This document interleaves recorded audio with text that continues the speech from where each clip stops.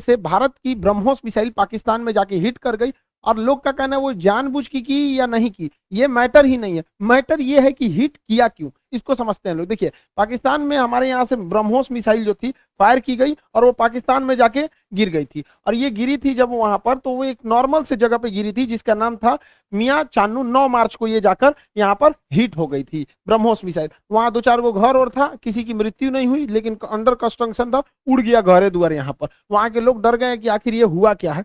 तो उसके बाद वहां पर जो inter service public relation officer होते हैं, ISPR, कहीं पे भी देखिएगा तो एक PR ऑफिसर होता है, PR पब्लिक रिलेशन। यही लोग सारे लोग पब्लिक से कांटेक्ट करते हैं। जैसे मीडिया वाले को पास भी एक पूरी की पूरी PR टीम होती है। अब किसी मीडिया वाले को मान के हमारा इंटरव्यू लेना है, खान सर का इंटरव्यू, तो उन लोग को क्या पता, वो अपने PR टीम को बोलेंगे कि खान सर का नंबर निकालो, बताओ कहाँ बात करना है। तो वो PR टीम ही काम करती है। तो हर डिपार्टमेंट का एक PR ऑफिसर होता है, पब्लिक रिलेशन ऑफिसर, वही बताता है क्या हो रहा है क्या नहीं हो रहा है, एक तरह का प्रवक्ता होता है। तो इन्होंने कहा कि हमारी टेरिटरी में एक पता नहीं अनआइडेंटिफाई कोई ऑब्जेक्ट घुस गया, 4 मिनट तक उड़ते रहा, प्रोजेक्टाइल था, वो आया गिर गया, किसी की जान माल की क्षति नहीं हुई है, हमने उसे पूरी रडार में ट्रैक किया, आके वो यहाँ पे गिर गया। ये इन लोग का स्टेटमेंट था। एक्चुअली में हुआ क्या था कि भारत से मिसाइल लॉन्च किया गया था, लेकिन ये दोनों देशों में विवाद न हो जाए इसलिए भारत सरकार के पहले से एक समझौता है 1999 का। 21 फरवरी 1999 में अटल बिहारी वाजपेयी और नवाज शरीफ के बीच में एक लाहौर एग्रीमेंट साइन हुआ था, लाहौर डिक्लेरेशन। इसमें कहा गया था कि अगर दोनों सेनाओं की ओर से अगर कभी भी गलती से कोई मिसाइल या हमला हो जाता है तो वो लोग हॉटलाइन पे बात करके इसका कंफर्मेशन कर देंगे कि जानबूझ के किया गया या गलती से हुआ है, इसकी अवगत करा दिया जाएगा। तो उसके लिए भारत की ओर से हॉटलाइन पे बात करके बता दिया गया पाकिस्तान को 2 दिन बाद कि भैया हमारी ओर से गलती से चला है। अब ये हॉटलाइन क्या होता है? ये हॉटलाइन फोन में कभी रिंग नहीं बजते। आप जैसे मोबाइल में डायल करते हैं किसी को तो सोचो पहले बोलेगा नमस्कार, भारत ने 150 करोड़ कोविड टीकाकरण पार कर लिया, 175 करोड़, उसमें ये सब कोई रिंगटोन नहीं होता है। वो फिक्स होता है, करना कहाँ है, हॉटलाइन होते हैं, उसमें 4-5 नंबर ही, मतलब लिमिटेड नंबर होते हैं, वहीं फोन करना। एक बार फोन करेंगे तो पटाख से वहां लग जाएगा।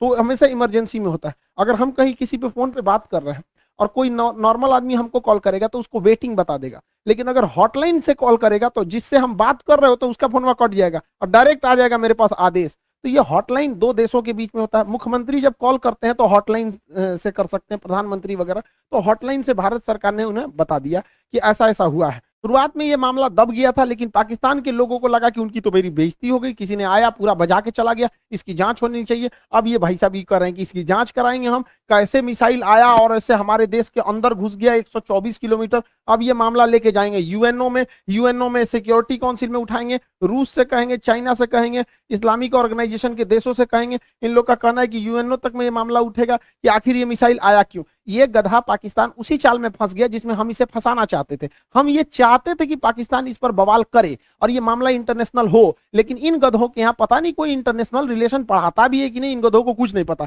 ये हल्ला कर दिए हैं। एक्चुअल में ये मिस फायर नहीं था, ये डायरेक्ट फायर किया गया था जानबूझ के। हम आपको कुछ प्रूफ देते हैं, आप समझिए क्यों डायरेक्ट फायर किया गया था। यह मिसाइल जब उड़ती है हरियाणा से तो यहां से लगभग हरियाणा पंजाब के बॉर्डर से 2 मिनट तक इंडिया में रहती है, फिर ये कर्व करके पाकिस्तान में जाती है, 4 मिनट तक ये पाकिस्तान में फ्लाई करती है। अब ये बताइए, जो मिसाइल ऑपरेटर इसे 4 मिनट तक फ्लाई कर रहा है, तो भारत में जो मिसाइल ऑपरेटर उसे भी पता है कि वो इंडिया का बॉर्डर छोड़ दिया और पाकिस्तान में जा चुका है।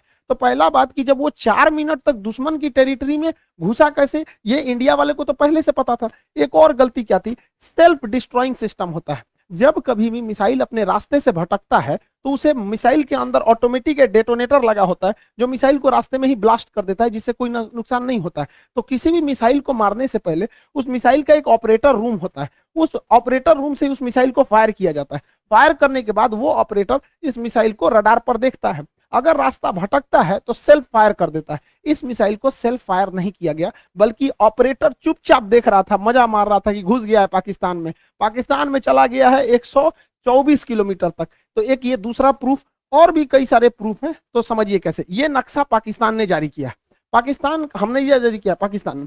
इसमें जो तीर का निशान है ये दिखा रहा है मिसाइल किस तरह आया और कैसे ये यहां से जाकर यहां मियां चन्नू पे जाके गिर गया। यहां पर देखिए कैसे मिसाइल ने सबसे पहले अपने से अगर मिस फायर होगा तो सीधे जाएगा, अपने से मिस फायर होगा तो सीधे।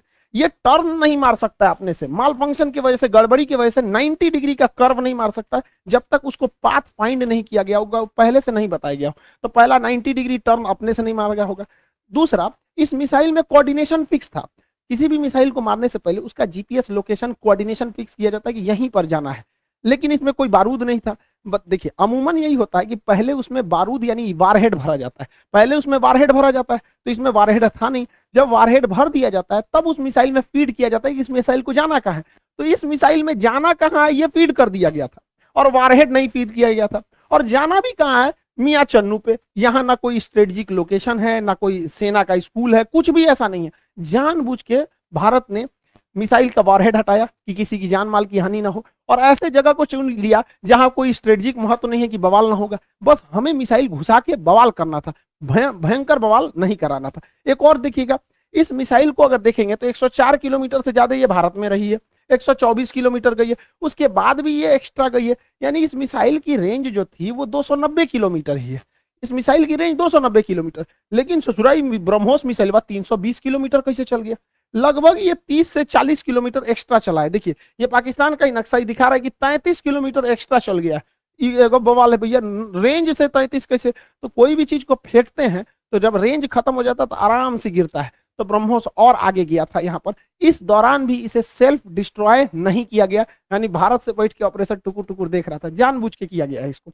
अगला देखिए, और भी ये खुद पाकिस्तान कर रहा है, उसको समझाते हैं। ये उनके आईएसपीआर है, inter service public relation, ISPR. समझ में आ गया? आईएसपीआर समझो, समझो, थोड़ा नहीं पता अभी यहाँ पे।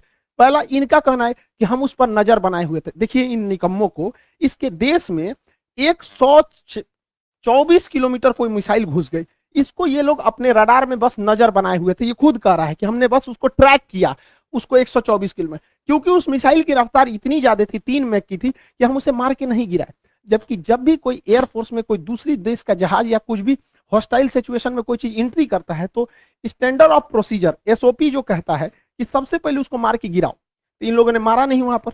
124 किलोमीटर जब ये घुसा है तो कई बड़े शहरों के ऊपर से क्रॉस करके गुजरा है, कई हाई वैल्यू टारगेट को क्रॉस करके गुजरा है। क्या पता वहीं गिर जाता।